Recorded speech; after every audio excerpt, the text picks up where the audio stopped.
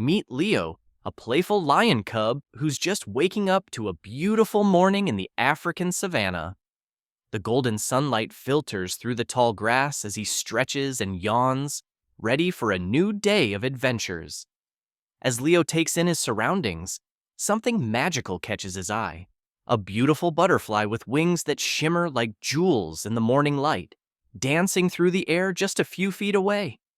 Unable to contain his excitement, Leo bounces up and down, pouncing playfully through the grass as he chases after his new flying friend. The butterfly leads our curious cub to a peaceful pond, where Leo discovers something fascinating, his very own reflection staring back at him from the still water. Feeling inspired by his mirror image, Leo decides to show off his fierce side. He takes a deep breath, preparing for his mightiest roar, but what comes out is just an adorable little squeak. Just then, Leo's mother appears behind him, demonstrating what a real lion's roar sounds like, powerful and majestic.